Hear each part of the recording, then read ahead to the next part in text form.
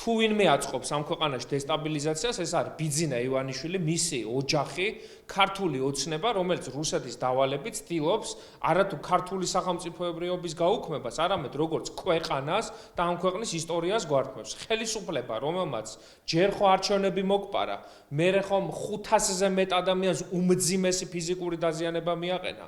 შემდეგ 50-ზე მეტი პოლიტპატიმარი ყავს ციხეში. ქვეყანა ევროპულ ორიენტაციაზე ამბობს უარს. საერთაშორისო იზოლაციაში ვექცევით და ამასთან ერთად ხელისუფლება, რომელიც ანგრევს გელათს, ტბორავს სვეტიცხოველს, რომელიც გიორგი ანწუხელიძეზე ამბობს, რომ თურმე PR შეეწირა, ხელისუფლება, რომელიც ვერაფერს ვეღარ აკეთებს ამ ხალხისთვის და ამ ქვეყნისთვის, გარდა იმისა, რომ ორიენტირებულია გარუსებაზე და საკუთარი ჯიბის გასქელებაზე, სხვაზე როგორ უნდა იძახდეს საერთოდ, რომ დესტაბილიზაციას აწყობს და ამ ქვეყანაში რისი თავარი დანიშნულება სუსის რაც არის, რომ აღკვეთო სახელმწიფო გადატრიალება, ის უკვე მომხდარია. 26 ოქტომბერს ბიძინამ ეს ქვეყანა გადაატრიალა და ეხლა ქართველი ხალხი ცდილობს ამის გადმოტრიალებას და დავიბრუნებთ საქართველოს, ეჭვი არ შეეპაროს ივანიშვილს და ის ორგანო, რომელმაც ეს ანგარიში დაწერა, ეს სისულელე შიგნით შეატანინა და ეხლა განხილვას ვინც აკეთებს პარლამენტი, ყველა დაემშვიდობება ამ სამსახურს. სუსაც მოუწევს იმის გააზრება, რომ